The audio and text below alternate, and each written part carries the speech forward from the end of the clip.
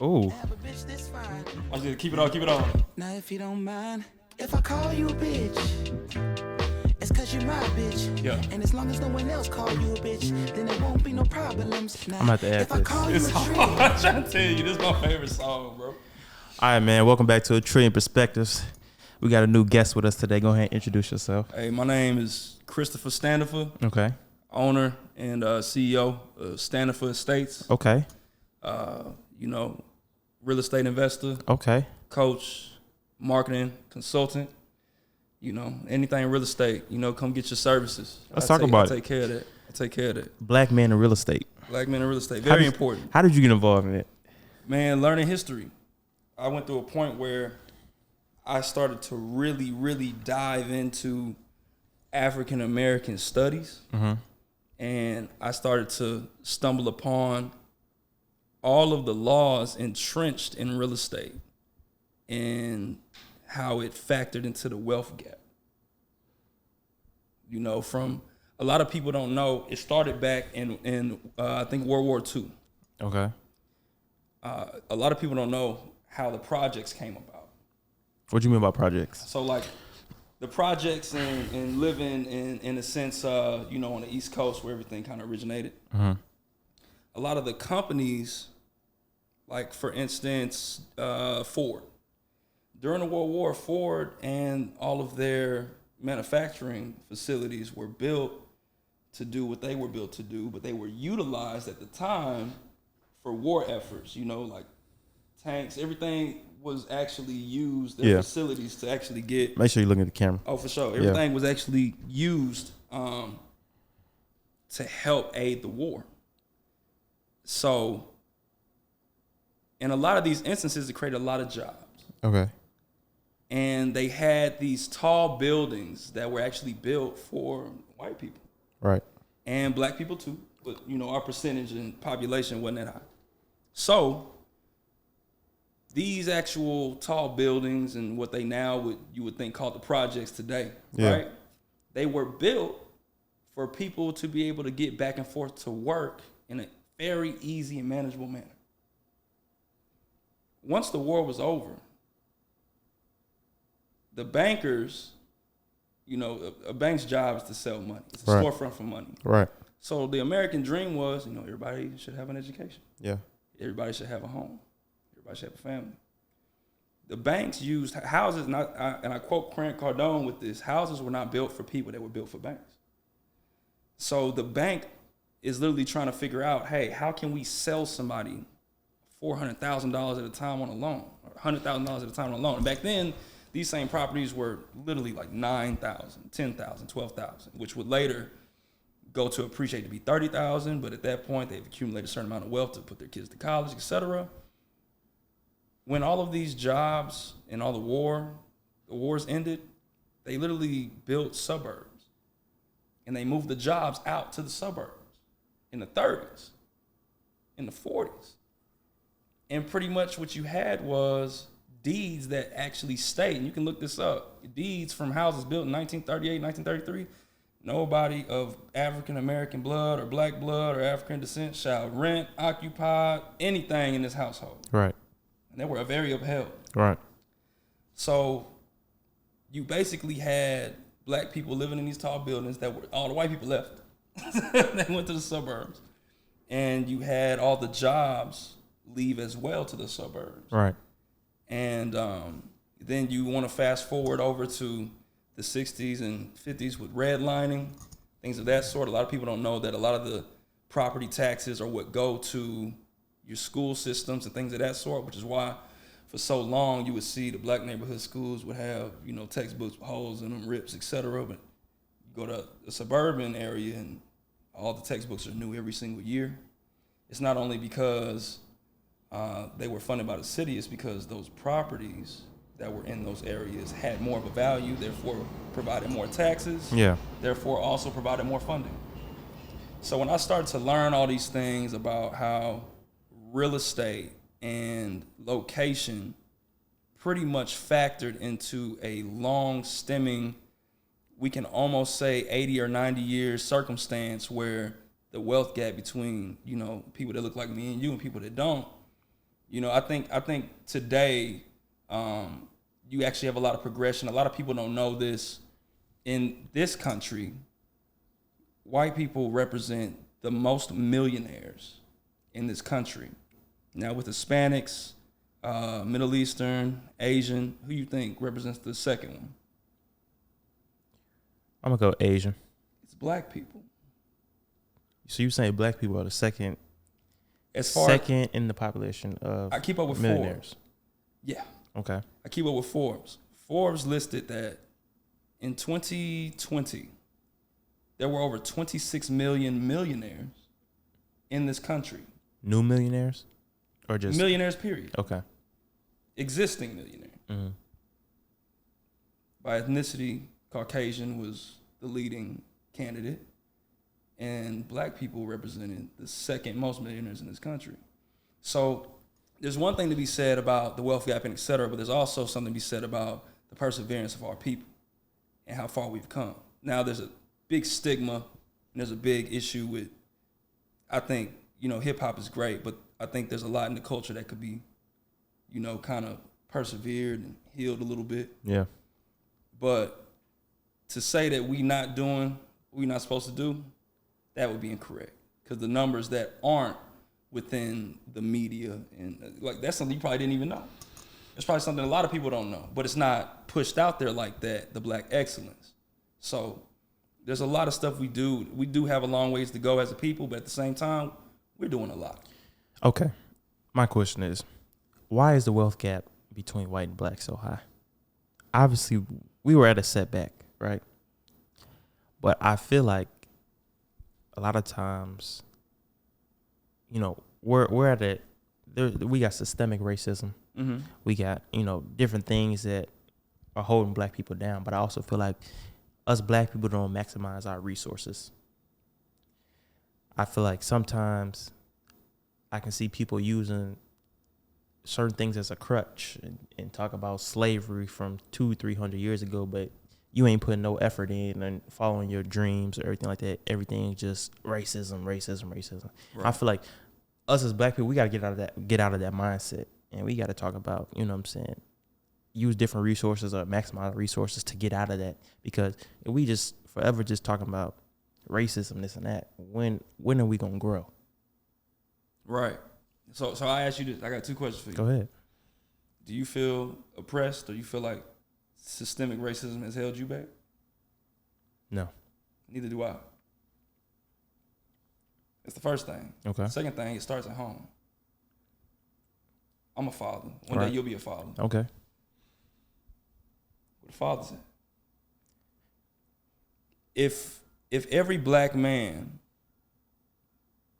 took care of their children as I do or you do, and it's not, and there's a lot of reasons why that is not where it's supposed to be. Right. You know, with the incarceration rates, things of that sort. But I really believe that it starts at home. It does. I don't have a black man in my family that has taught me that some other stuff outside of me has held me back from doing what I have imagined myself doing. Okay. You see what I'm saying? Yeah. So I'm not sure. I don't have that experience. I do have people that have told me that they have had that experience where they've been brought down or told they can't do nothing. And I remember being in Houston, and it was a good friend of mine. He used to cut my hair a lot.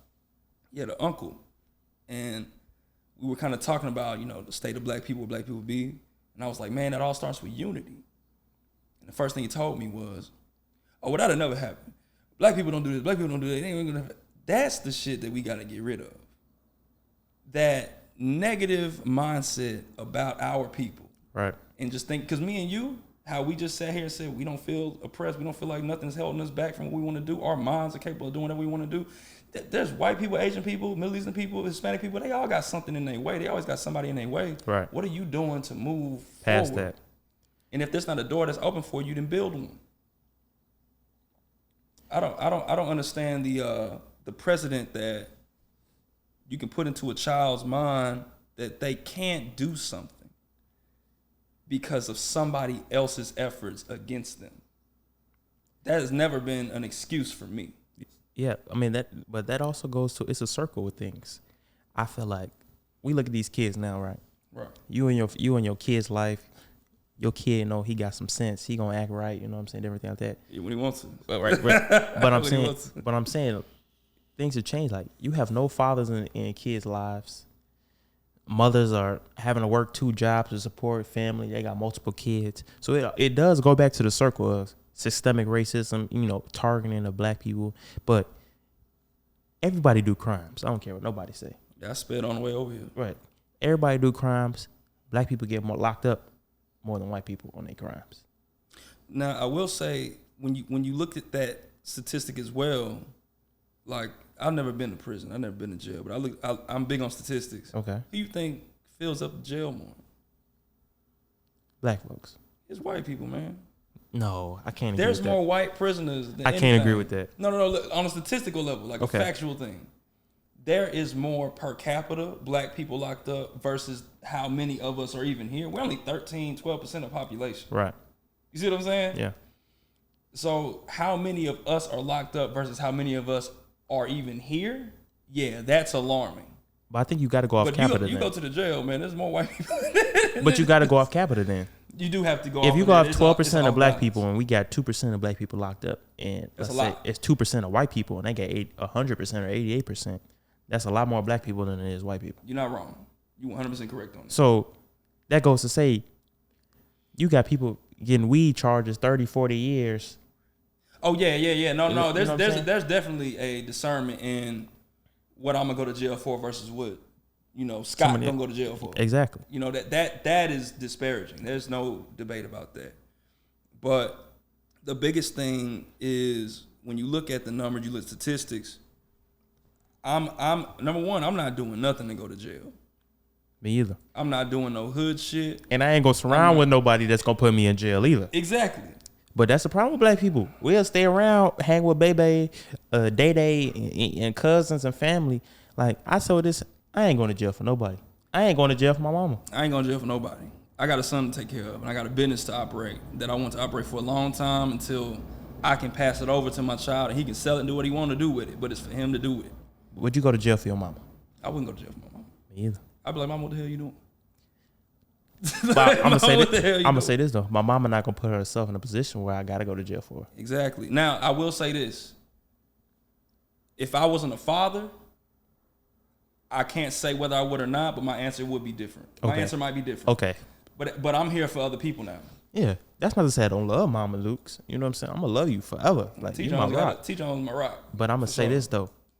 I'm not going to jail for nobody. Nobody. And I had to cut friends off of that. I had to cut friends. You know what I'm saying? They want to do certain things. You want to ride around with the pole. You know what I'm saying? You want to get high while you drive. But I know it take one thing to mess your life up. And Everything. I'll be dang to have you mess my life up. Right. Yeah.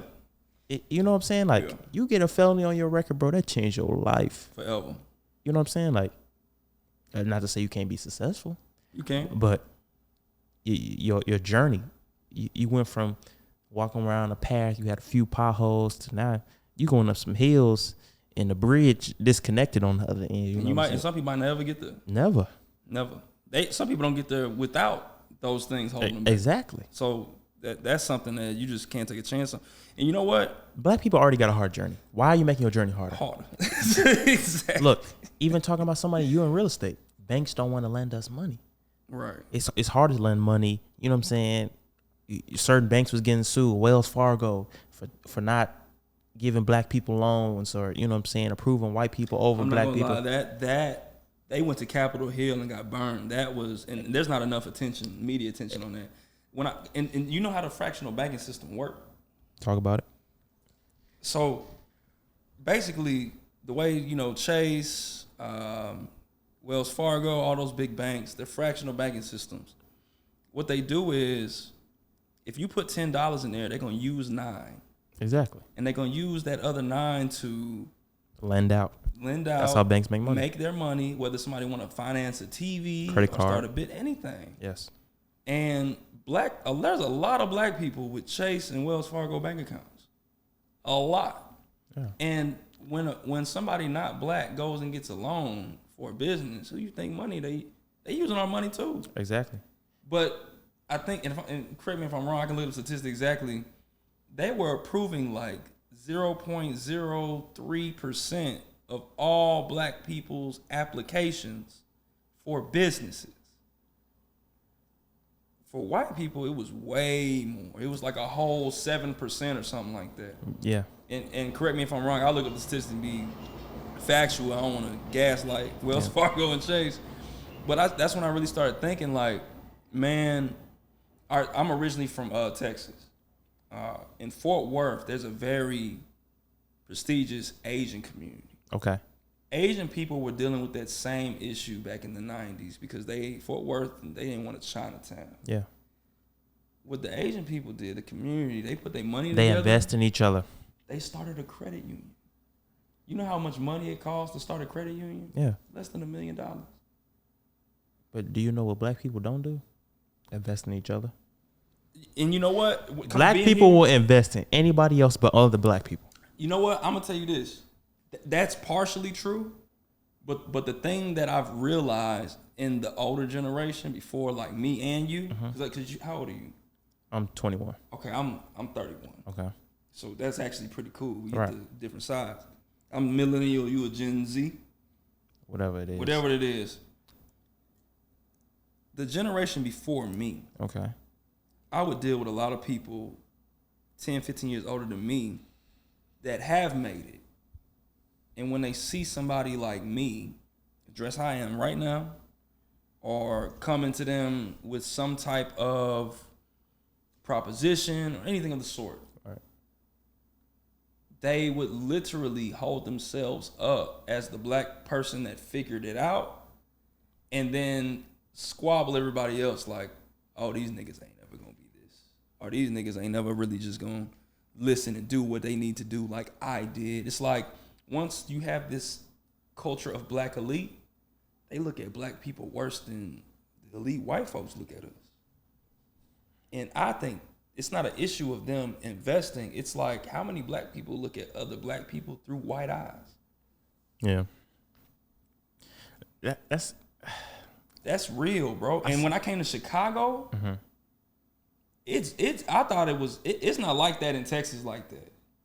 In Texas, you got a lot of people, black, young, that are really climbing bars and really working with each other. You know, I always preach collaboration over competition when it comes to black people working together, putting their heads together, creating circles for themselves. That's something that in my mind is a dire necessity for us to close the gap as we digress to the main point, right? Yeah. But man, there's a black elite out there that is just kind of, and I could understand if they have gone through in certain accounts in multiple occasions working with younger black people or just black people in general, and they got burned, or there was some people not doing good business. And I think that's an issue too. You got a lot of black people out here not doing good business. Exactly. So that's why some people are hesitant to invest in other black people, because when you do invest, people don't do right. They want to finesse you. They want to scam with your money. You know what I'm saying? So I can see how some black people only want to invest in white businesses or other racist businesses. You know what I'm saying? Like, I got a lot of partners that are black. I got a lot of partners that are Middle Eastern. I mean, look, and me and my black partners talk about, you know, certain things in the media, certain things in the culture, like, you know, somebody like Grant Cardone. Grant Cardone just recently got kind of burned for some comments he made, and it was like, what did he say that was wrong? He marketing to black people because that's a big audience. It's not he's targeting black people. He looked up his statistics and his data, and he found out that half the people that was following him was black. black. What did he say exactly that was wrong? I can understand what he said, how it was taken, and it was wrong. But I'm not personally, bro. I'm not expecting the billionaire white dude to get it right. Right. I'm just not. I'm gonna understand. I'm from Texas. I'm gonna understand what's gonna come with looking over here, and I'm not gonna sit over here and get mad when I didn't have to look, because everything is digestible. I can talk to a racist man and get some game from him. He might be racist, but he might not be stupid. If he taking care of a family, got a house, got investments, he got an IRA, he has multiple accounts, multiple LLCs set up, but he ain't letting us get none. That doesn't mean there's nothing to learn from this motherfucker. That don't mean that I can't look over here and see structure that I can emulate in my own business that would be beneficial to me. He may be withholding from a certain type of people. Let me say this. Do you think black people get too emotional when it comes to business? Even when you say getting information from a racist. I know some black people, I ain't listening to this or this. But sometimes you just got to listen to things and just take the berries from the fruit and throw all the rotten stuff away. You know what I'm saying? Take the good information. But you just got to take what you can from it, man. Like a lot of people, and my thing is this, like I'm from Texas, bro.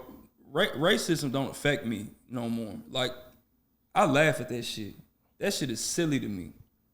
Like, I don't understand somebody calling me. Nobody on the street right now could call me a name and I'm going to act outside of my character and outside of myself. It's not worth it. Break my routine. Not even not worth it. It's just, why would I break my routine for a stranger? Because this is the thing. If a homeless man called me a dumbass, would I not keep walking? Exactly. What's the difference?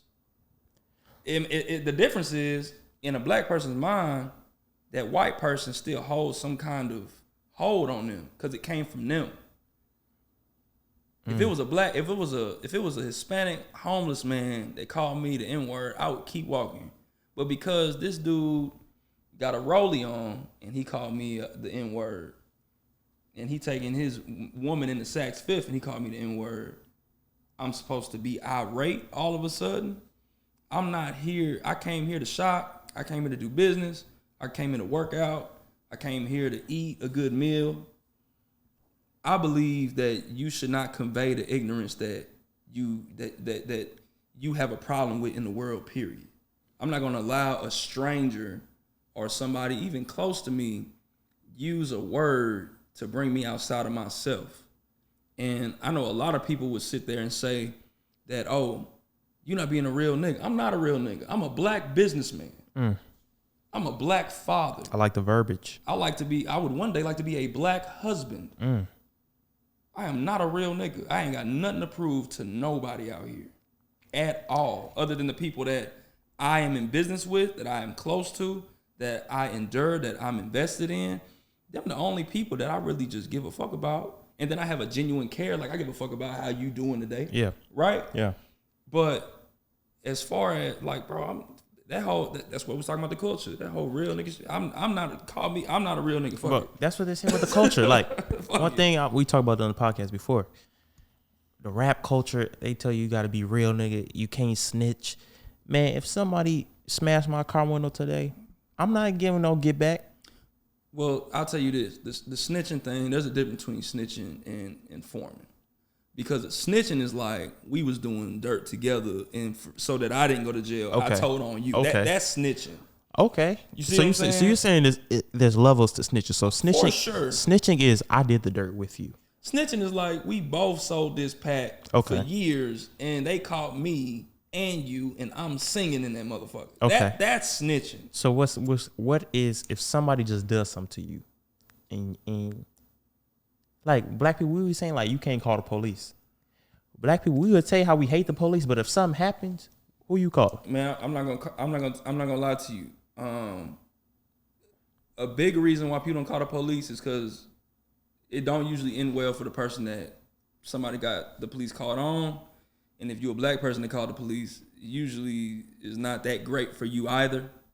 The police, for some reason, and there's good police and there's bad police. Exactly. I'm for police if they're good police. Right. Now, I really think that when a police person shows up to a certain neighborhood, they take things a little bit more serious than another neighborhood. Or if there's a certain person that called the police because they're dealing with either domestic issues, theft, they care a lot more when it's somebody that look like them. Yeah. Or certain neighborhoods, they put more effort to. True. And there's certain neighborhoods that are police more. And at some extent, there are reasons why those neighborhoods are police. There's more shit going on over there. Like if we go to Lincoln Park right now, there's police over there to protect what's over there. You go to North Austin, there's police over there because niggas is sagging fucking pants and running around 13 years old with pistols and shit going on over there. So if somebody did something to you, are you calling the police? It depends what was done.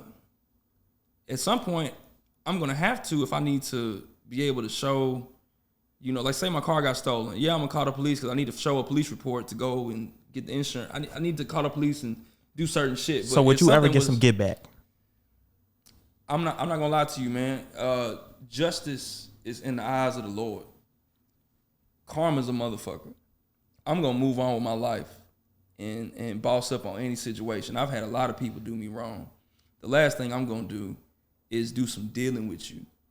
Cause in my eyes, for instance, I remember I had a real estate deal going on. Mm-hmm. I helped this guy set up this deal. It was like a $30,000 deal. And when everything came down to it, you know, and this is another thing that I recommend black people do. Don't do stuff off good principles and good faith. Get your paperwork right. Get your signatures right. Get it documented that you are on this deal and that you are literally to be paid a certain amount of equity from it. Because if you just trust somebody to do you right, 9 times out of 10, they're not gonna do you right. So you got burnt on it. I got burnt on it. But let me tell you something. Life lesson. I'm gonna tell you something. It was a life lesson. Happened years ago. And it's never happened to me again. Same way we talk when we walk upstairs up here. Yeah. It's not a loss, it's a lesson. Yeah. And it was a necessary lesson because it'll never happen to you again. Yeah. Go ahead. So I even talked to my partner. I was like, look, man, we're constantly elevating our business every year, every month. It's gotten better over the past 4.5 years. And this was an individual that I invested a lot of time into, that, you know, we talked about personal things. And when it came down to a nice check, it's like he ran off on the plug type shit. He burnt you. And what me and my partner decided was, we were like, hey, man, let him have it. You know why?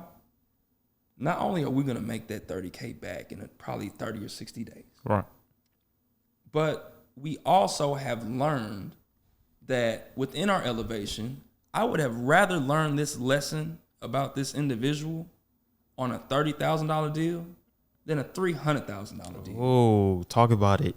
Talk about it. I'm praying to the Lord, like, thank you for showing me the true colors of this individual now than when shit would have been really sweet. That's some game right there. And that's game right there. And when I check back with the individual, just off a good principle, the deal didn't even go through. You above me. You check back. You was like, you check back on him. No, I kept up with him. I kept up with him. The one thing about me, I'm not. You didn't get nasty with him. You didn't get nothing. I don't do any of that with anybody. Okay. Because your reputation precedes you. How you handle things, the Lord looking. And I'll tell you this. Even how my months, my weeks go, I really like the bad days. Because it take the bad to appreciate the good. It does. And it take the good to appreciate when the bad comes, you know there's gonna be some good on the other side later. So when I have a bad day, I'm like, thank God. It's the third of the month. Yeah. We had a bad day. Now I know the rest of the month gonna be good. Right? Yeah. It's all about perspective. If you have the perspective that you understand the flows of life, then you know what's coming after. And that should get you excited. So when you have bad periods, bad moments, like when I hit rock bottom in my life, when I was 23, 24, I hit rock bottom, I was excited because I knew where I was finna go. What was rock bottom to you? Damn, we finna be internet. What was rock bottom? All right, we finna dig deep. Because looking at you now, successful black man, you know, real estate only thriving, you know, growing. Some people, they in they rock bottom right now while they watching this. I lived in my car for about 8 months. I was 22. Had some falling out with some people. I had left school. And yeah, I was literally like, everything I had, suitcase. Wasn't able to qualify for an apartment at the time. I was trying to figure my life out. And I literally I was bartending, waiting tables, and I would literally pay like $55 to like a La Quinta Inn every other day, just to shower. Just a shower. And eventually, I worked every day, got my meals from the restaurant. Like, that for me was a vital period in my life where I had nobody to blame other than myself. I had nobody to point the finger at. And I was tired of my own shit. And 10 years later, here we are. How important was that to your journey? Oh, very important. Will you be where you at right now if you don't go through that? You know what? I don't believe that people have to go through certain shit like that to get to a certain point in life. It's like the NBA thing, how people looked at Steph Curry at first. It's like Steph Curry's dad was a baller. Yeah. He ain't go through no hardship. He ain't balling with the dog in him from the mud. But he still got that dog in him as a player. I don't think you have to go through certain shit in life to get to a certain point, but I do think certain people get in their own way, and I got in my way to the point where I ended up in that place. Not handling things correctly, not being smart, trusting the wrong people, burning bridges, thinking I knew everything, right? I did that I take full accountability for where my life turned out. The same way I take full accountability for the successes that I enjoy now. Right. I take the same accountability for the shortcomings I've had in my life.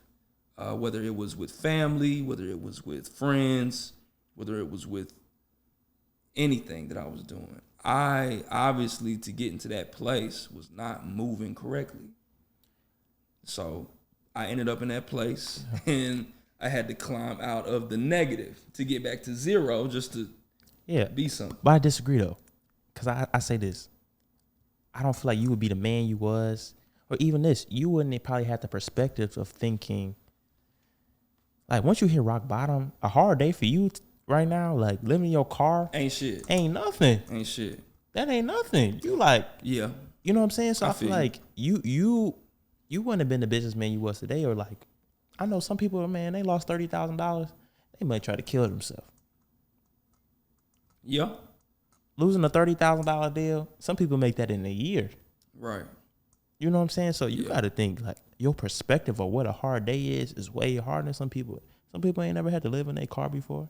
Yeah. I'm saying I ain't never had to live in my car before. Right. For you, that I applaud you. You know what I'm saying? I appreciate that, man. I applaud you. And now you successful, man. You got a son, like, and now that makes you probably a motivation. Like, man, you never want your son to go through that. Oh no, man, my son is he's the reason I'm here today. I can't even say that when his mother got pregnant that I had it figured out or it's something birthed in me.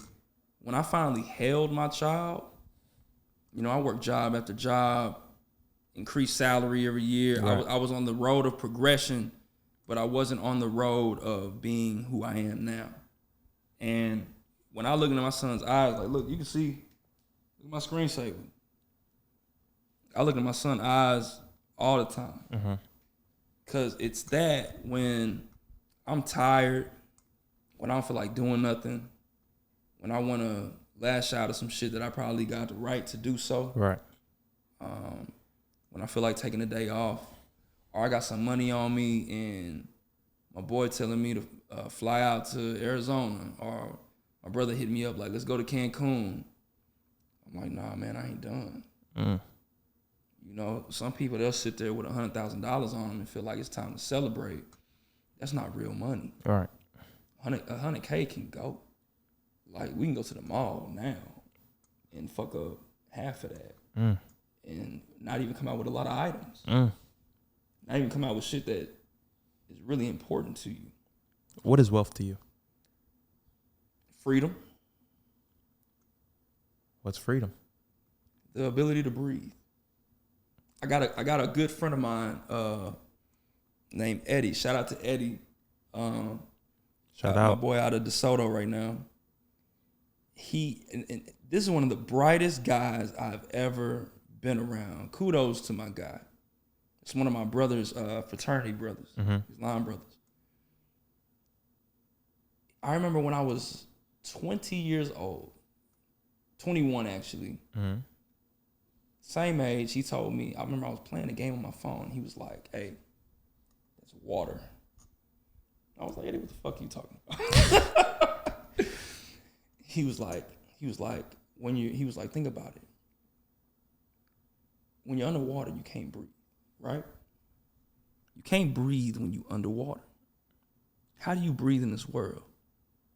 What makes you sleep good at night? Obviously, you know, to be humble, your family being good, things of that sort, right? But there ain't no good sleep like your rent paid for the year. Like mine is right now. Bills paid. I got 12 months worth of all my bills and all my expenses in the account right now. And they to the side, and then this account is what I deal my shit with every day, right? That's how you breathe well. Now, you playing that game, does that got anything to do with getting you more air today? Does that got anything to do with putting some money in your pocket? There's not something you could be doing right now. What value was it adding? Water. You was drowning. You was drowning yourself. Not even drowning. You jumping in the pool for no fucking reason. There's some people in this world that, and nothing against anybody like that. Nothing against, no, I'm not a classism guy, but I'm trying to climb the classes, right? Right. Ain't nothing wrong with somebody working at Office Depot for years. Ain't nothing wrong with somebody being a manager at a restaurant. There's nothing wrong with any of those things, but you should always be trying to do something for yourself. You should always be striving to, whether it's a clothing line, whether it's a travel agency, whether it's a tax company you own, seasonal. You should, as a man, you should always be thinking of something that you can have for yourself, like you with the podcast. Yeah. You should always be looking to get something for yourself that is yours and nobody can take it from you. Now, there's a lot of people that don't have that, but the fact that the Lord blessed us with visions, how dare we neglect and ignore those? So the fact that I had a vision, he knew I had a vision because we talk about it, but I'm sitting on my phone playing some free game off the App Store. He looking at me like, nigga, don't you got shit to do? I'm like, damn, bro, you right. And that's when a lot of people come to me and they say, oh, the one statement I hate, everybody says, oh, everything needs balance. I think that's some bullshit. If you think it took balance to get here, you're wrong. It took an undeniable amount of imbalance to get here. And I'm talking about, I've been up for 2 days straight.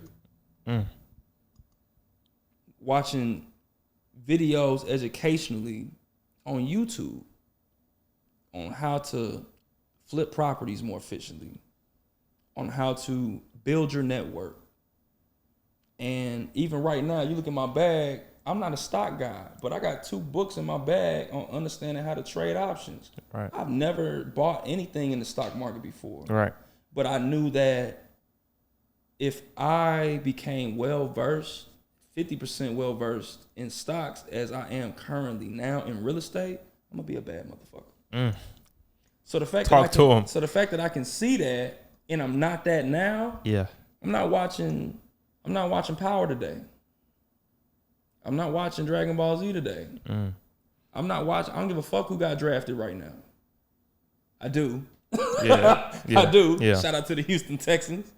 But at the same time, you know, sometimes you might not feel like, for the people that's making music, sometimes you don't feel like making music. Sometimes you don't feel like doing a podcast and hearing people bullshit. Yeah. Sometimes you don't feel like reselling shoes. Sometimes you don't feel like doing whatever it is you do. even the people that go to the gym a lot, they understand it a lot more because it's such in a it's in a very personal sense physically. Mm-hmm. When you don't feel like when you sit down on that bench and you just curl some shit and you looking around like, I do not fucking feel like working out today. Yeah. But they still get through a whole superset. Them the people that understand. And that's why I recommend fitness to a lot of people. Those people are dangerous too. It's not dangerous. Dangerous because I'm even reading this book now, Atomic Habits.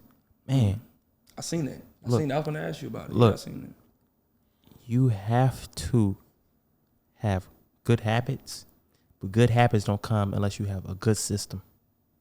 So your good habit might be, making your bed every day, but everybody want to say, oh, new year, new me. First 3-4 days, you start something new. It's May. Are you still doing the same thing? Because you didn't set a good system. A good system is you want to clean your room every day.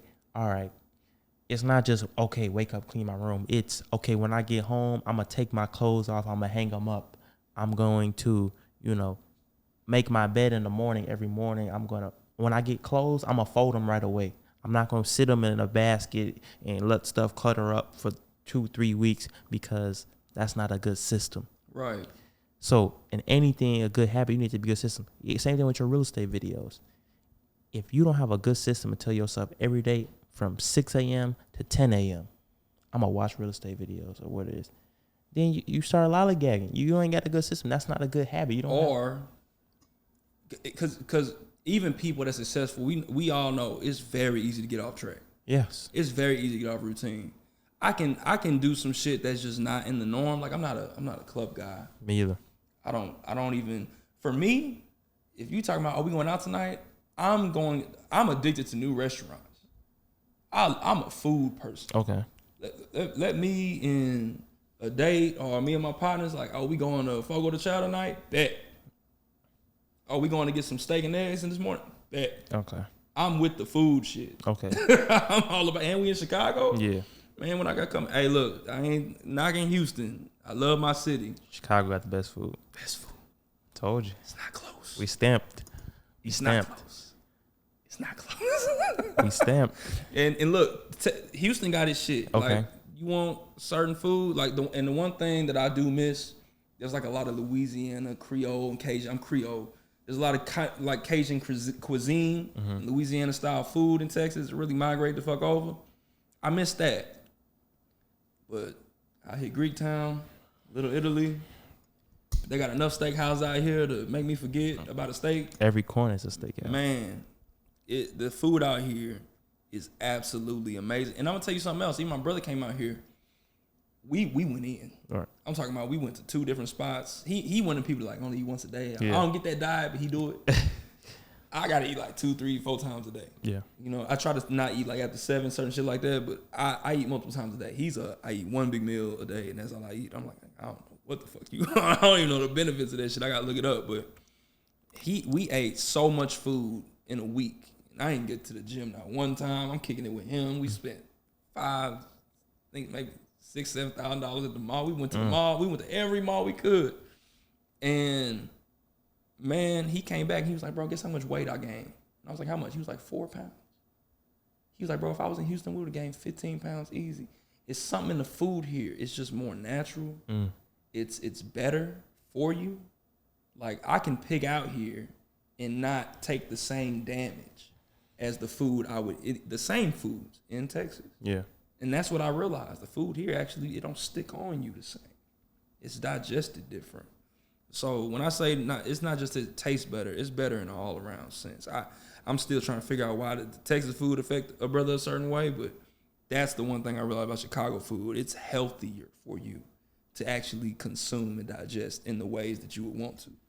That's one thing I figured out. But man, but Chicago been a blessing. Chicago been a blessing for real. Let's transition, right? So me and you, let's just let this train pass, but me and you, we work together. We were working at a logistics company, right? Mm-hmm. And we both no longer work there. And we were talking about before the podcast, what did you learn from working your 9 to 5? I would never work another job again. Why? I told you, man. I was a bad employee. I was a bad. Why do you say you're a bad employee? Though? We talked about. I've talked about it for here, but man, there's a couple things. I believe I could work a job with good leadership, with the opportunity to grow. Okay.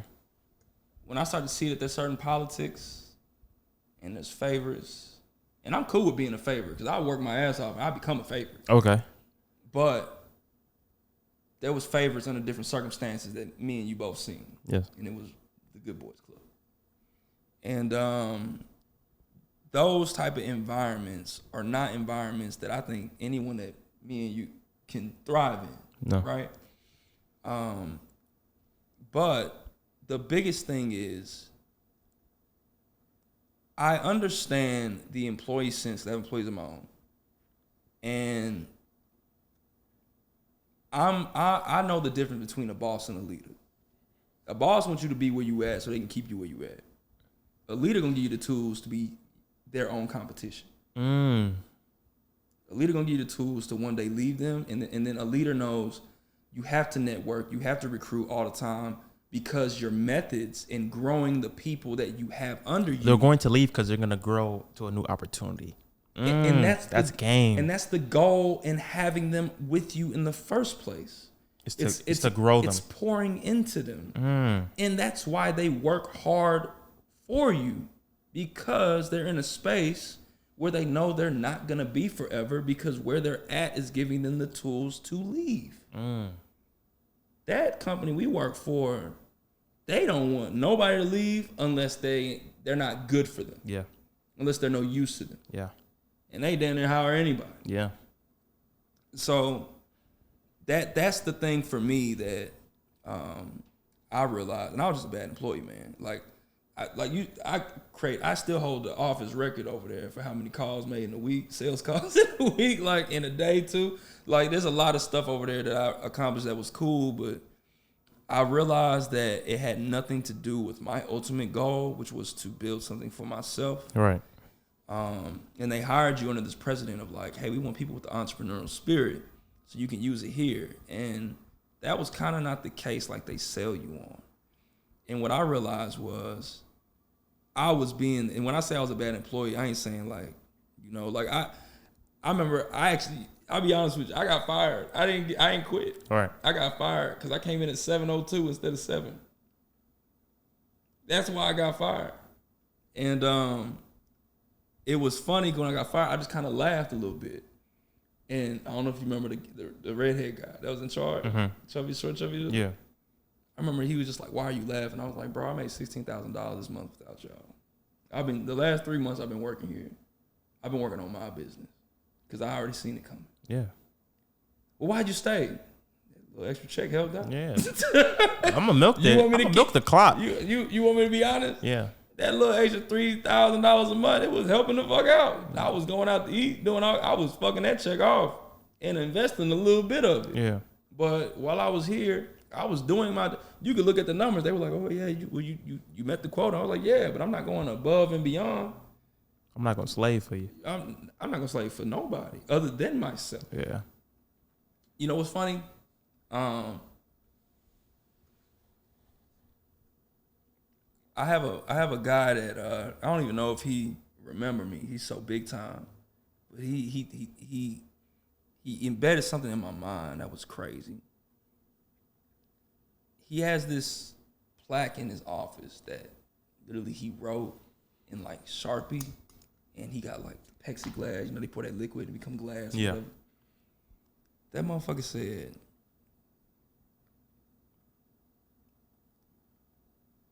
"Operate under God. Rule like a king. Work like a slave." And I saw that and I was like, God damn. If you can operate under, and to dive into it, operate everything under God, right? You just gotta be thankful, have gratitude, understand that you're not doing shit. Everything just through the big man. Everything is blessed to you because you put the work in and he blessed you.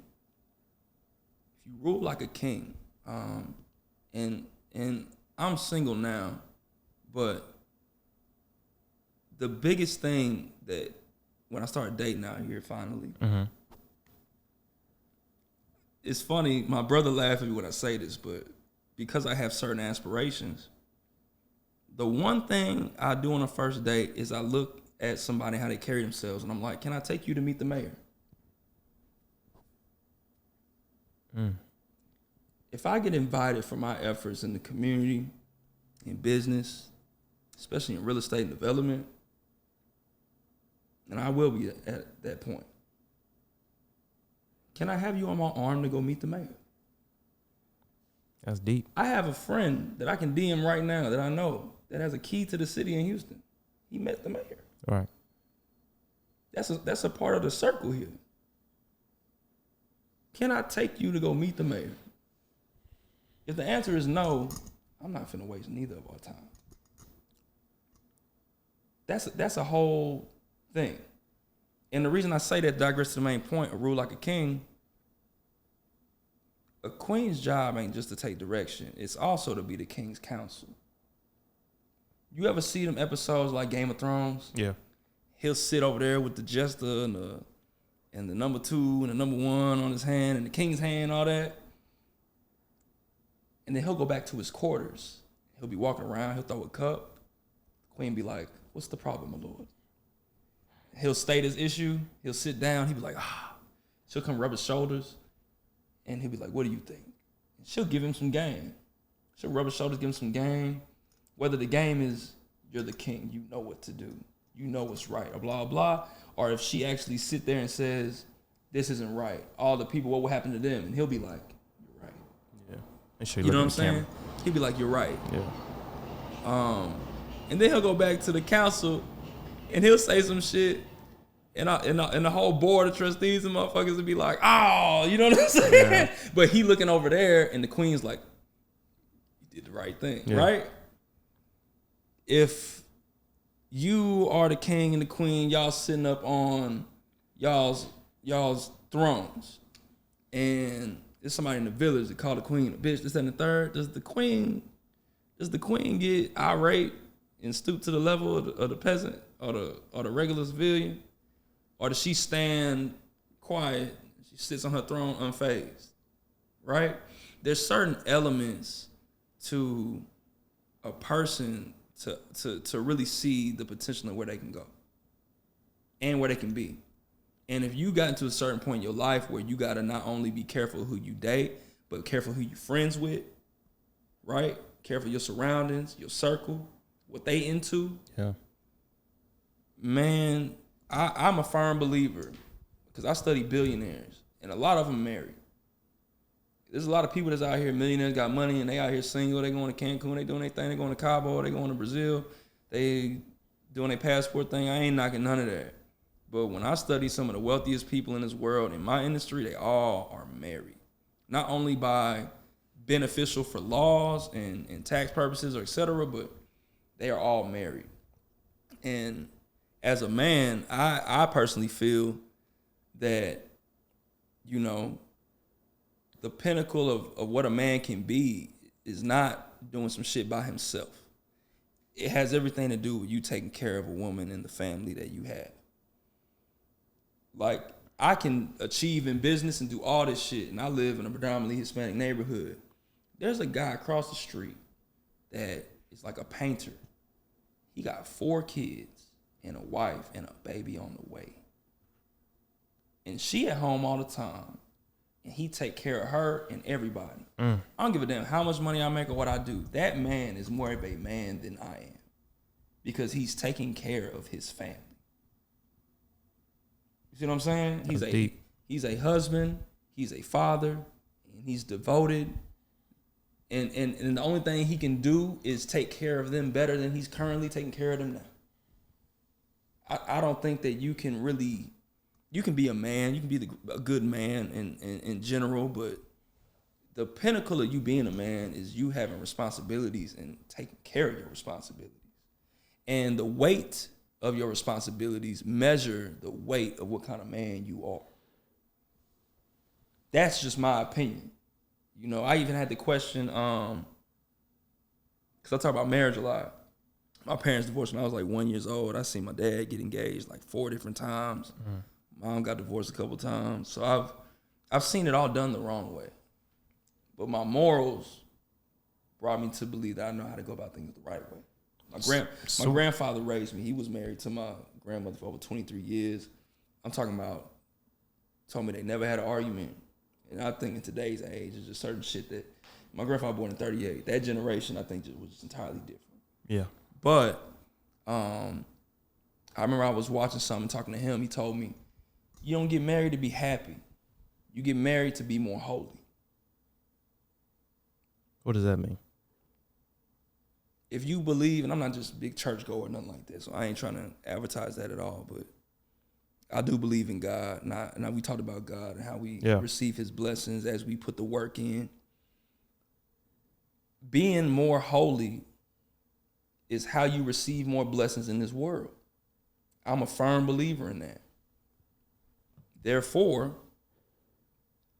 I believe I will never receive all of the blessings that are in store for me if I don't have the goal to reach a certain amount of endearment for him, God. So if I can sit here and imagine a company and 4 years later it's working out. Yeah. What's the difference between me envisioning, you know, I had a woman actually ask me, where you see yourself 5 years? And I was like, I ain't gonna lie, man, like, probably get a house out here. Yeah. Couple of companies started after this one. You know, I told you about the Amazon joint. Yeah. And I'm good on doing the whole dating and having a bunch of, I'm kind of cool on that. I'm real careful about who experiences me. I don't just allow anyone to experience me. I believe I have a lot of value to add, whether it be something mental, emotional, financial, spiritually, whether it be to provide some certain type of solutions to your life, whether it will be to give you some consolement in the issues that I am incapable of providing solutions to. Just being there for support. I believe I got a lot to offer if I was to get into a real relationship again. So I'm not going to allow anybody to experience me. So what kind of woman do you think you need as a business owner now? What does a woman that can add value to Chris look like? Because it may not be financial. You have money. No, it's not a financial thing. It's really spiritual and mental. A woman that's mentally strong, that can pour into me as I pour into her. You know, I don't believe in the 50-50 thing. I think that it can be 80-20, 90-10 at some point in time, because everybody goes through certain things in life. Yeah. But I remember when my last relationship didn't work out. The biggest issue was that I would always preach that it wasn't necessarily followed, but I do preach. And I think it's a simple blueprint that everybody, even you in your relationship, if a man and a woman, if I pour into you and you pour into me, we both pour it into. Yeah. If I take care of you and you take care of me, we both taken care of. Yeah. If I'm considering you and you're considering me, we're both being considered. The day that, or the week or the year that I decide, hey, I'm gonna take some energy away and point at myself, you're going without. That starts to doubt, resentment. You start questioning shit. You start losing respect. The energy switched up. Somebody didn't do the things they used to do, right? Yeah. And I'm not telling you not to take care of yourself. I'm not telling you to define yourself by your relationship. But when you in one, it don't have to be a lot of work. The type of people that are compatible may not be suitable.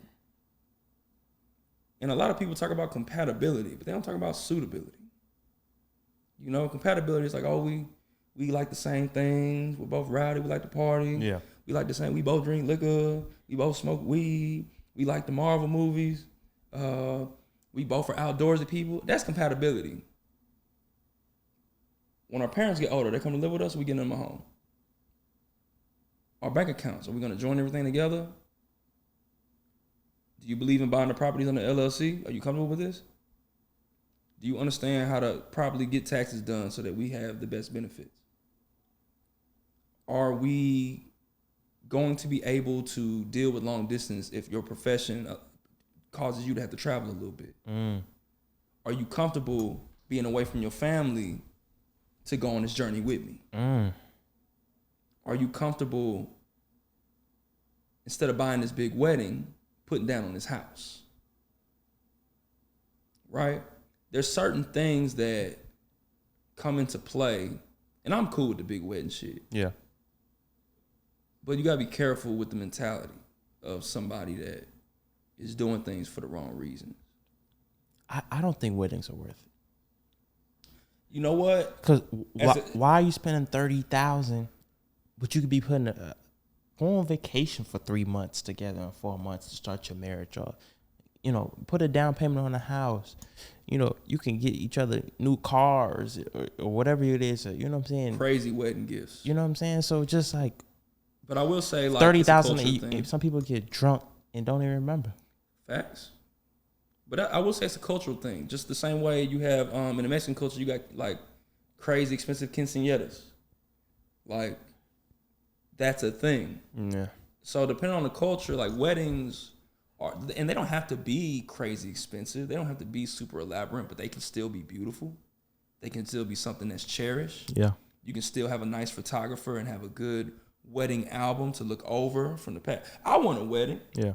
I would like to make my woman feel super special and have something to look back on, and when we old, like, oh, look at this. You know what I'm saying? Like, I would like that. And I would put money to the side for that. But I'm not spending there's people that spend $50,000, $100,000 on a day to commemorate their union. I would like to do that in the sense that it's something that we're gonna benefit from, not just to make somebody feel good today and then to tomorrow or the next day. It's just a memory. And I know a lot of people will never agree with this. I'm not super big on buying shit or spending money on stuff that's just memories. I think it's dope. Yeah. Dope as hell. And I have actually done it, and I still have some great memories. But the same way, it's like, okay, say we go out drinking right now. We have a good time. Yeah. That's cool. Yeah. We don't have to fly out to do that.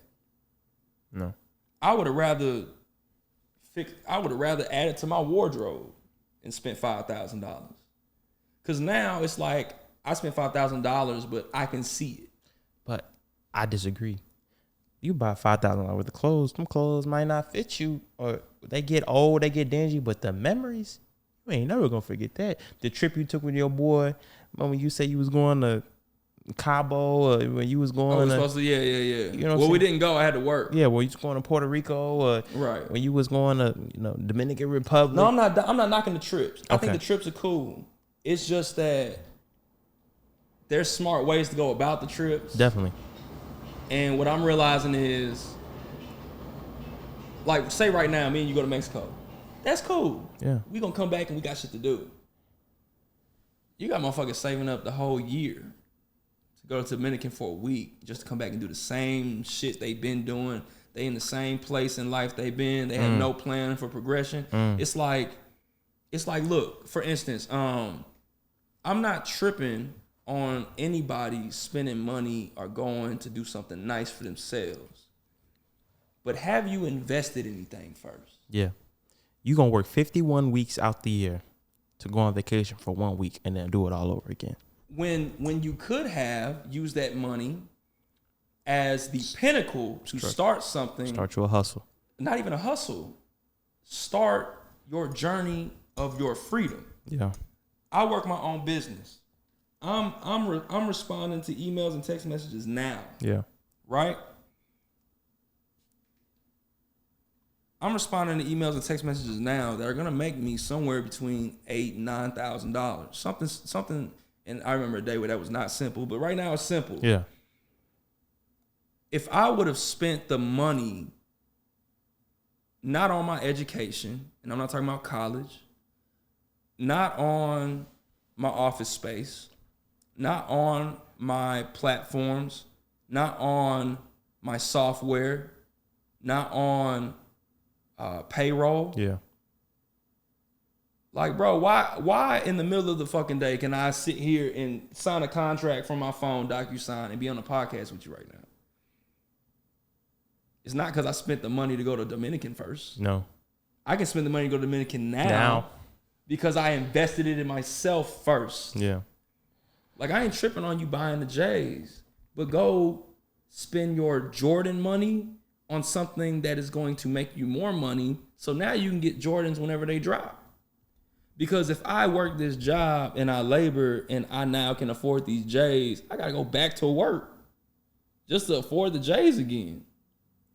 And I'm not talking about work. I'm talking about like your job. Like, there's a nigga at Office Depot right now with some ones. He got every pair of Jordans in the closet, but he making $12 an hour. Come on. So it's like, He's still staying at home with Mom Dukes, but he fresh every weekend. and the nigga probably my age. Hey, he fresh. 31. He fresh. But being fresh is, but what is being fresh though? Is it just a clothing thing? I don't look at being fresh like I don't have to dress. I don't have to drive a certain car. I don't have to dress a certain way. Mm-hmm. When I speak my mind, open my mouth, somebody gonna be like, and it's not like a kind of conceited thing. I'm not putting that out there to say, oh, I'm this and I'm that. It's like, no, but I'm not gonna sit here and say that I'm the average Joe. Yeah. I may be the average Joe in the circle that I'm in. But if we come outside, it's like, I'm gonna hold myself up to a certain extent. I'm not, you come over here and learn some shit. Yeah. You see what I'm saying? Yeah. So it's like, use your money to pour into yourself. Build your education up, self-education. There's a lot of information out here that a lot of people don't know because it's not a public school situation.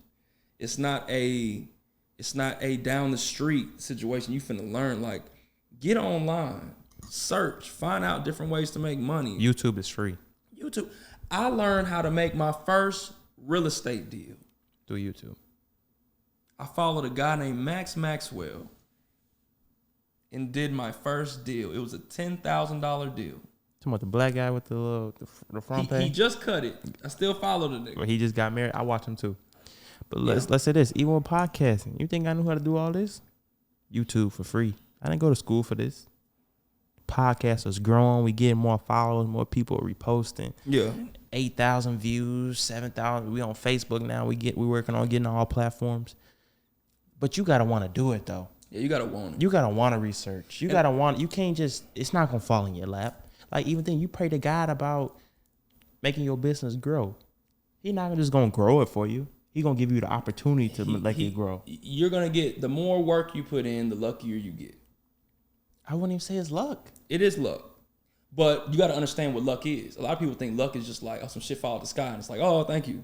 Luck is being prepared for when the opportunities hit you. You know what I mean? People got opportunities where they probably ran into somebody that was somebody, but they weren't dressed the right way. Or you weren't ready. They You didn't have the weren't. business card. You didn't have your, with your speech. You didn't have your introduction. Tell them what you do. You just saying, oh, I started a company. You got to be. Or they didn't start the company. You got to be prepared for the opportunities. Or they didn't even start the company. It's still a thought, and they still ain't wrote it down. Or you got your tax money. What you do? You went out. Went to the Dominican. You went out and bought some the red bottoms. You went out and bought the Balenciagas. You went and.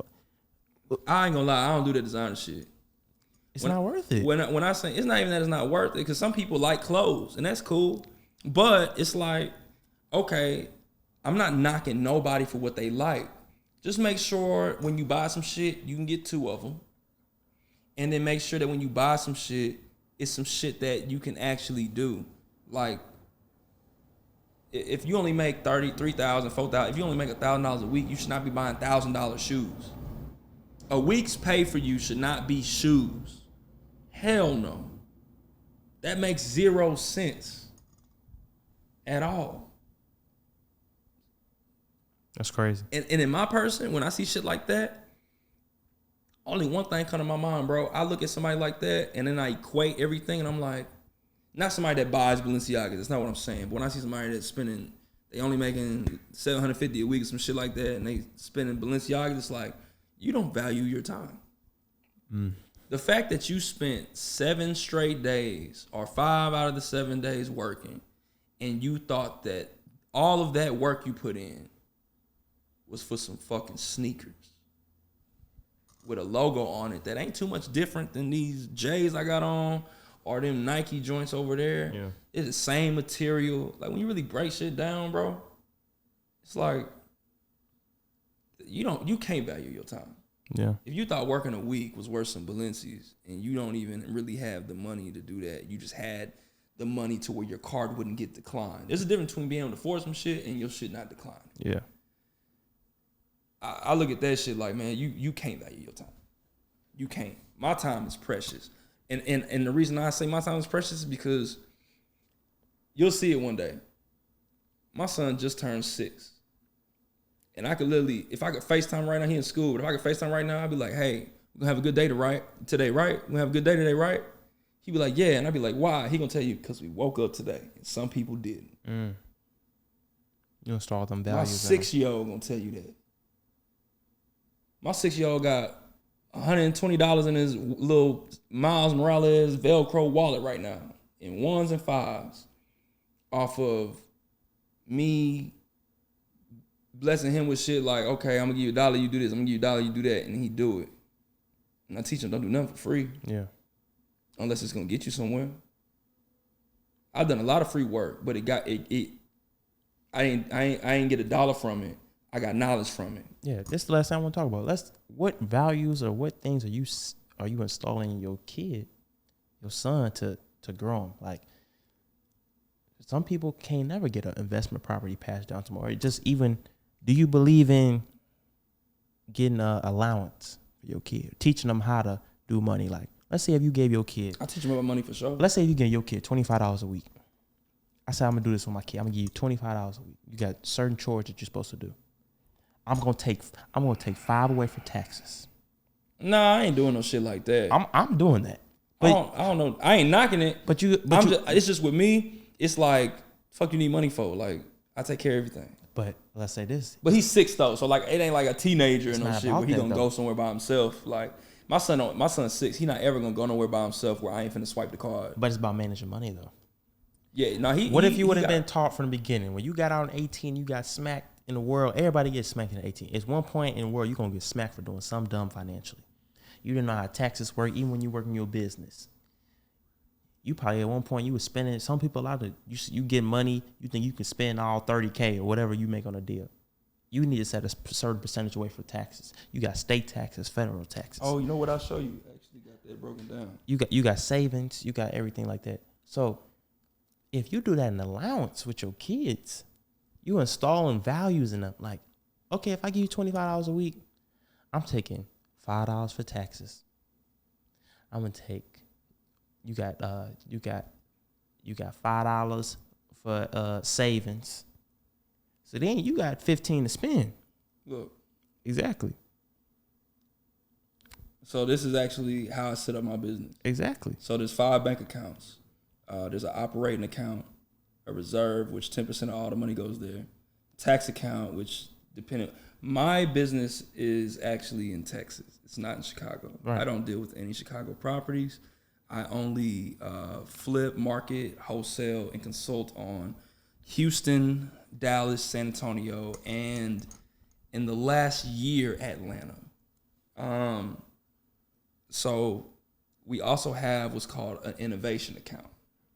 The innovation account is if there are any new systems that we're going to implement, if it costs money for software or anything like that, there's about 15% that goes into the innovation account. And then there's a marketing account. So to market my business, about 25% of all the money goes into there. After everything, the operating account in which we use to put earnest money down on properties, everything like that, there's only like 35-40% of the money that goes there. So if I make a $10,000 deal, only 4,000 is going in there. The rest is getting bust down. Like 15% going to reserve for a rainy day. Like COVID, the reserve account would have been very necessary for COVID. The innovation account is for, like I said, just new implementations. So what if you were to put that into your kid? Oh, he already knows it. If I tell my son we got a little code word like, hey, you want to go get fly? He know that we're gonna go to the mall get some shoes or something. And then he'll say what he want to buy, and I'll be like, "You sure you want to buy that?" And he'll be like, "Oh no, we're gonna invest it, make more money, and then we can go buy the shoes, right, Daddy?" And I'm like, "Good job, son." Yeah, but not everybody can know that though. Not everybody knows it. Period. Exactly. So, but information's free. But you never got taught that though. Imagine if your parents never taught you financial. This is the difference. Because there's a lot of people, you can't help somebody that don't have a parent. There's orphans, there's people in foster care. Do you want it or not? You see people riding around in a beat up car. You see people riding around in a decent Camry. Yeah. You see people riding around with the M8. You see people riding around in a Lamborghini. When you see certain shit in this world that's inevitable for you to see, people sitting taking their woman to a nice restaurant. Some people take their woman to Subway. Nothing wrong with it, but what kind of woman you want? And then what do your woman want? What kind of woman do you want? What does she like? At the end of the day, it ain't just about the woman. It's just like you sitting there within yourself.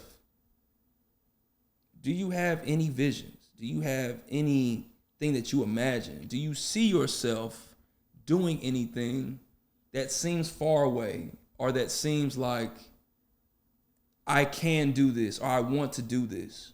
And then once you answer the question of what you do want, how bad do you want it? Right.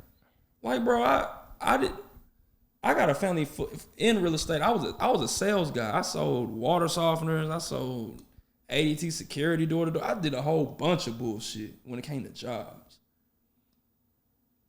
I decided I want a life with freedom, with wealth, building. I want assets. I want to be able to pay these bills with no problem. I want to be able to do more. I want to be able to do more for other people. I want to be able to be beneficial as a friend in any relationship that I have. I want somebody to be glad they fucking know me, right? Whether you receive some gain from me or you got a problem and you know you can come to me for a solution and it not be just a financial one. It could be something with your relationship. It could be something within yourself. I wanted to be somebody that was used. A lot of people have a taboo on that word, like, oh, they just trying to use me.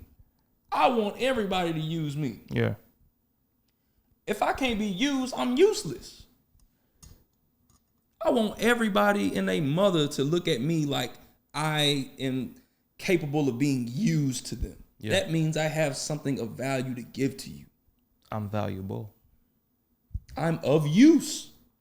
So use me. Yeah. I have a whole like pimp me out. When it comes to real estate, pimp me out. I got a bunch of services. Pimp me out. I'm a real estate hoe. Call it. Call it. I'll do marketing, consulting. Oh, you need to wholesale some shit? Send me the property. Use me, please. That like, if people not wanting to be used, I feel like you just ain't got the right perspective. Use me, please. If more people use me right now, I'd have more wealth right now. Yeah. Period. So when it comes to digress to the main point, when it comes to my son, I always tell my son, like, be useful. You know, whether it's doing something around the house, whether it's doing something with your friends, like, you want to be used. You don't want somebody to look at you and then look at somebody else and they're going to use somebody else instead. Now, that's one thing to be taken advantage of. But that taking advantage of somebody is not using them. That's taking advantage of something. That's like an opportunist. If you have something of value and somebody comes to you for your value, they're using you for your value. That only means that you're useful. Period. Yeah. You know what I'm saying? Period. Like, you want to be used. I want to be used every day. Especially in my business. You got any other questions you want to talk about? You want to talk about the Amazon shit? Let's bring it up. Okay, so that shit crazy. So I'm about to start a business, drop shipping and whatnot. Okay. Found a trustworthy source. I've been very studious about it for about 2 years now before I dove and put any money into it. Because I was hearing about people opening stores and they getting scammed, stores are closing, they got to spend another $30,000 to open it up and automate it. Bunch of crazy shit going on with it. But I found a trustworthy source with my good friend. Shout out to my boy Tarab. in Houston. Really bright guy. He's actually a fucking prince, I found out. Yeah, like his he probably don't want me to say this shit. But yeah, I found out like this motherfucker went back to where his family from, and they picked him up in the limo with like the flags on the fenders and all that shit, bro. It was crazy. But to digress, yeah, it's gonna be a mix in between the pharmaceutical and agriculture markets. So I'm gonna be selling hip and joint pain medicine for livestock. Yeah. And the farmers and everybody, they're gonna be my primary clients. But what we found out was there was a guy named Zach. Zach owns, like I told you before, the t-shirt you got on before they printed the stuff on there. Those people probably bought them shirts in bulk. Yeah. And then they designed them and sold them, whatever. But they bought that, oh my bad, they bought that actual t-shirt in bulk from a company to get their inventory. Right. So he sells that. Long story short, this guy has a average sales revenue of $167,000 a month. Now, from that, he averages a little over $50,000 a month in passive income. And at that point, you would think like, damn, right? Like that's where it's at. Wrong. Everything in this world, including our dollar, a lot of people are realizing now, fluctuates. So that Amazon dropshipping shit for me, and I think for everybody, it's not a long-term play. It's a get in and get out when the value's high. Similar to the stock market. Right. Well, for trading anyway. Yeah. Now, what we learned through an appraiser is that if you have a store generating $150,000 to $160,000 a month in average sales revenue, you can sell that same store between $15 and $16 million straight up. Right. So, shout out to Grant Cardone with the 10X rule, right? He started the store with zero money out of his pocket. He fixed his credit, got his LLC, got the FICO score up to 80, applied for the Amazon card, $50,000, no interest. He spent about $20,000 to automate the store, 50% split. He spent about $15,000 on the inventory up front. And then he spent another $15,000 on the marketing up front. The marketing is what's called shelving space. So if you don't know, like if you go to Target and you go to like the toy section, you go to like the gaming section, it's like, you know, Monopoly and all the little Marvel toys and Lego. They don't just pay for their stuff to be there. They pay for shelving space. Yeah. Where it's going to be. Where it's going to be, how it's going to be orchestrated, all that shit. So on Amazon, you paying for marketing and shelving space is pretty much like, hey, do I want somebody to be able to click on my shit on page 3 or page 16? Yeah. So that's what he did that on. Now, as the store goes up, pretty much, and I'm saying this shit in a very like for dummies way, very vague, but I am doing that. I don't want to get too much game.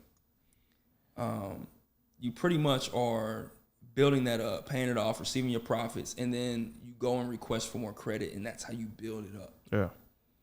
This dude has only owned this store for a little under 2 years. So if he started with no money and he sells the store by 15, 16 million, you can still do it on credit, but it's like, if I got 15, 16 million, I'm just going to buy the stores. If I do 10 stores after 2 years of making 15, 16 million, and I replicate those stores to do the exact same thing, you have the potential to walk away within a 4 to 5 year period with $150 to $160 million, literally. That's crazy. This motherfucker's 26. That's crazy. Yeah. Made me feel like I was tripping, not doing the shit. You ever see some shit and be so fruitful and you be like, what the fuck am I doing? You know what I'm saying? Yeah. But, you know, you got not everything for you, though, you know. Facts. You know? Facts. Especially if you go to you jail can't for get it. through every opportunity. You know what I'm saying? Some stuff you got to miss out on, or you miss the window. But it makes you more cognizant for your next opportunity. That is very true. You know what's crazy? Because you be messing with crypto and shit. Yeah. I missed the boat on that shit. Yeah, I got Bitcoin. I got Bro, I had, so look, and my boy Tarab, I can actually call him and tell him about this after. It was June of like, I think it was 2017, right? He told you to get in. He been telling me for a while, and I finally got in. So it was crazy. This is what's crazy. June of 2017, he told me that the next thing coming was Ethereum. You didn't get in. I got in. Oh, you did? I bought into Ethereum when it was $43.24. COVID happens. It gets to the point where it go up to like 100, 120, right? So I got a little something in there because I put like a rack in. I put like a band in. So I'm looking at this shit like, all right, fuck it, like it's COVID. I'm gonna get out.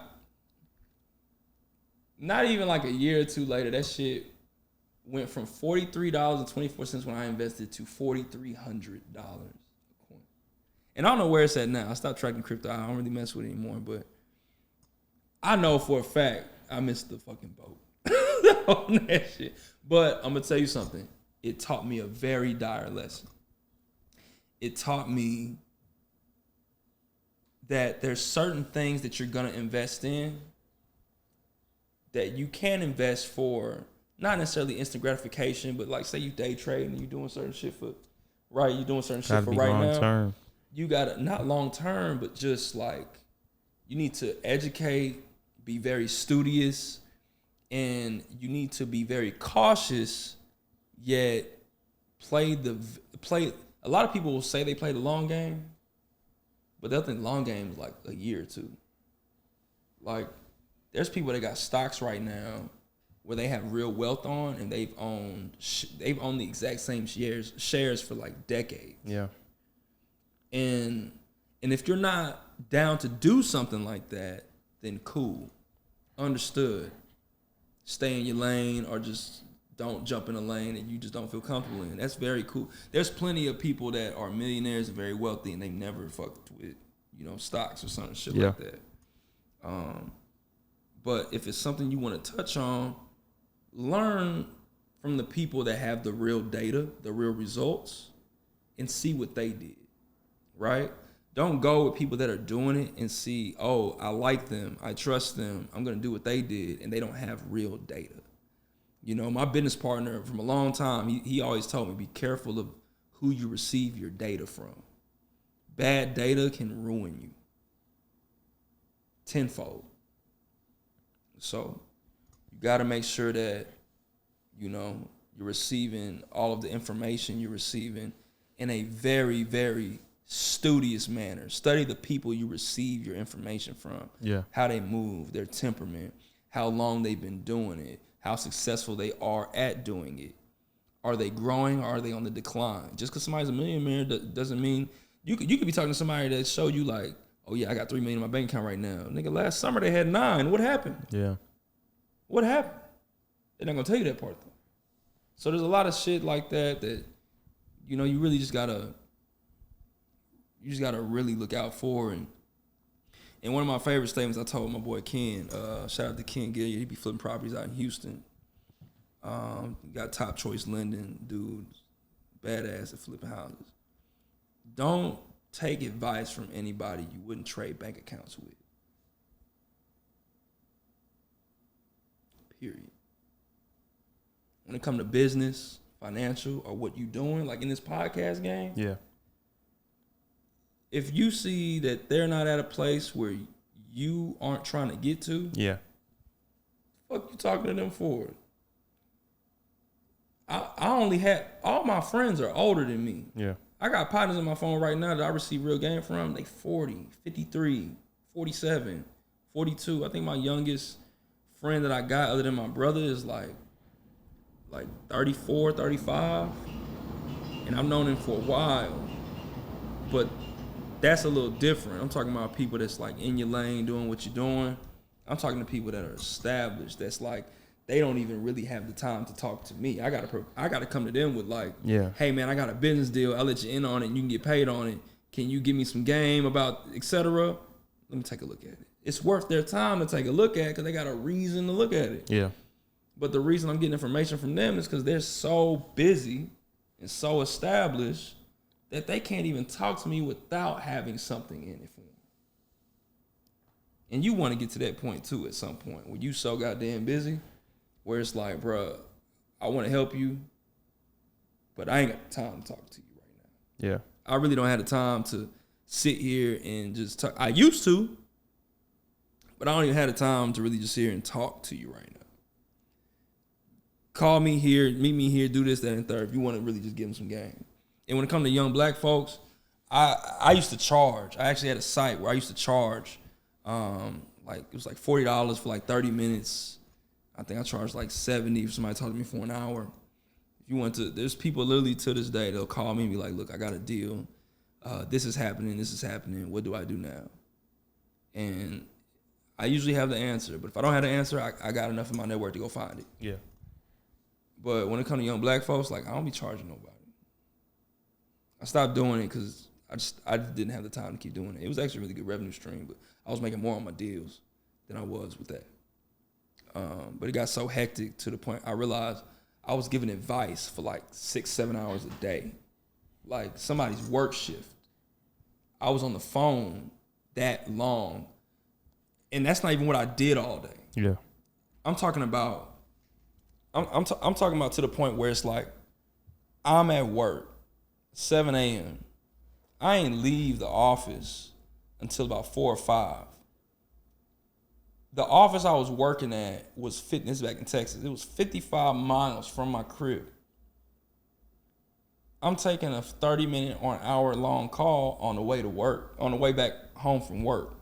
Then when I get home, I kick it with my lady, take care of my son, do whatever. I'm getting text messages like, hey, you available, you available, you available? I'm going outside. I might roll something or do whatever. I'm going outside.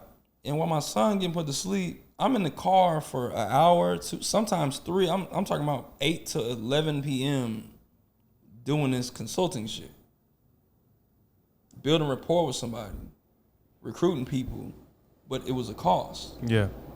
And it got to the point where it was like I was trying to give all that information out for the greater good, but then I stopped because I realized like that little $40 ain't shit. And then on top of that, half the people I was talking to wouldn't use what I was telling them anyway. Yeah. And that's where we got to the point where you had asked me before, like, hey man, like you ain't making no content, this and the third. I'm like, I dibble and dabble, but like I'm cool with no clout. I'm one of the few people, I could delete Instagram today, and my life wouldn't be different. You'd be fine. I'd probably be better because I'd probably eliminate a distraction that I wouldn't need. But I use it to keep up with family and see my cousin in Arizona, back in Texas. I use it for purposes like that. Instagram kind of like the new Facebook. Like Facebook used to be the mecca of people keeping up with each other. I think the gram is now that.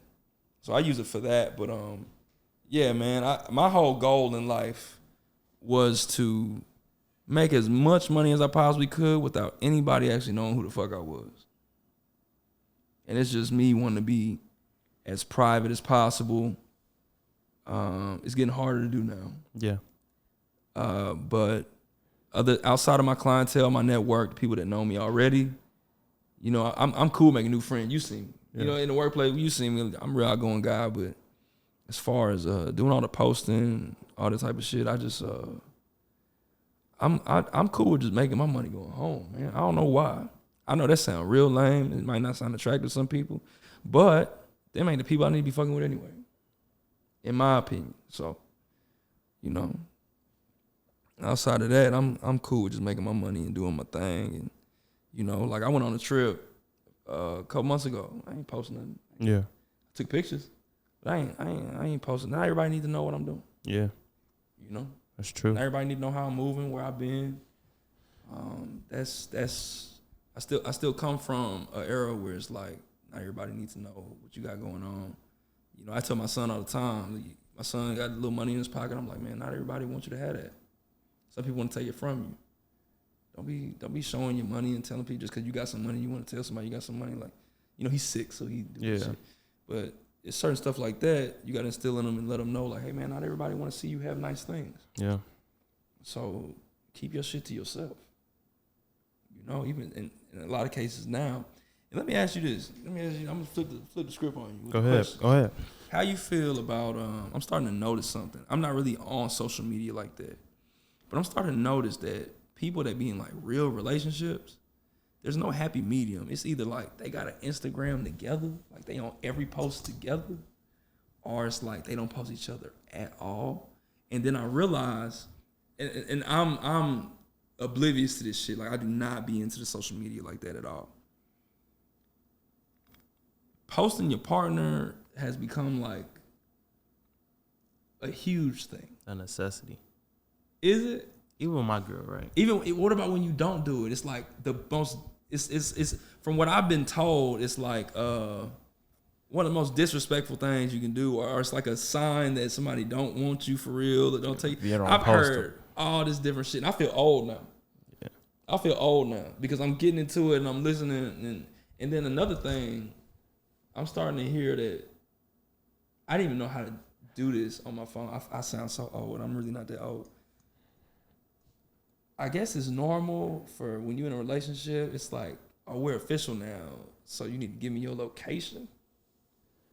Sharing location. Yeah, that's a thing too. Like I feel old now, bro. I feel like I'm not even.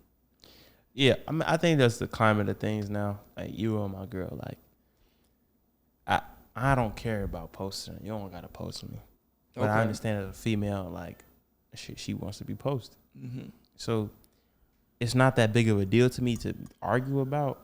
So I posted. Like I'm more of a I'll let people know I'm in a relationship, but you don't need to know who I'm in a relationship with. I feel that. I value that. Like I'll let their girls know, like, man, I'm in a relationship, but why do I need to let who I'm in a relationship with? But you sometimes it's a battle. You got to choose and pick. I'll post you, you know, so you can happy. And sometimes girls be like, I want you to post me because you want to post me. It's just, I don't care about that. Like even me, I don't post myself. So I don't really care about that. But even a location thing, you know, most girls, they want the location for more of a safety thing. But some girls use it as control. You know what I'm saying? That's what I looked at it as. It's like, I ain't never had nobody ask me for it, but I'm starting to see it, and people come to me like, "Oh, we had an argument. You want my location?" I'm like, "What? Like, what did you do? What about like, what did you do for your girl to be like? What about a safety thing? Give me your GPS shit right now. Like, that shit is crazy. What about a safety thing though? You doing a whole bunch of deals? What a girl gonna do to keep you safe? It's your job to keep her safe. What if you get into some scuffles? What's she finna do? That's true. That's true. Why would you be stranded for her to come pick you up? Well, let's say you get snatched up on vacation or something. I don't know. If you got a girl, what you doing on vacation by yourself? No. See, I'll travel by myself. I'm going to Cancun by myself. Are you really? Yeah. I mean, that's live. I'm with that. But I ain't gonna lie to you, man. I'm the only thing I like doing by myself is getting to work. Maybe reading, maybe smoking, doing some leisure shit for myself, winding down. But I will say it's crazy, man. Like I'm a loner, but you see me, like I'm socially dependent like a motherfucker too. All right. So like, if I'm gonna go and spend $5,000, $6,000, $7,000 on the trip, I ain't going by myself, brother. I'm bringing something with me. But I feel like maybe you taking the joy out of yourself. Like I don't feel like I don't want to say I need somebody to travel with. You know what I'm saying? Like if I can't do it by myself, then why am I traveling with other people? If I can't be happy only being by myself, like on this trip to Cancun, I might not say one word the whole trip. Like I ain't gonna be talking to myself. That's wild to me. I ain't knocking it. I ain't gonna be talking to myself, but it's just also like if you're not talking to a person, like man, what is the clarity you get from your mind, the peace you get from your mind, not having to speak to no one, not having to. But see, that's the thing. I wouldn't bring nobody around me that wouldn't bring me peace in the first place. That's true. I wouldn't bring nobody around me that I wouldn't want to share the experience with in the first place. That's true. It's kind of like this, like, and I kind of get what you're saying. Like, for instance, like, I remember my son's mother, when I was in a relationship, I used to go to the movies alone all the time. I do that too. And then She get upset. she would get upset. She'd be like, what? I don't want my man by himself. That shit looks sad. And I'm like, nah. Like, I remember I went to go, I got dressed up, saw a new Batman, put my Batman shirt on. I did all that shit by myself. Like, I'm good by myself. Like, I really don't need nobody around me to go do shit. But if there's certain shit I want to do with an experience that I want to share, there's certain things I want to do that I want to be a shared experience. So, like, my first Vegas trip, I wanted to bring, like, my brother, right? I wanted us to be like, look at each other and be like, this shit is crazy, right? There's certain shit like that you can't do by yourself with the shared experience. You know, my first time going to casino gambling, like, I didn't want to do that by myself. I want to go gamble with my best friend. So we could be like, oh, we gambled, right?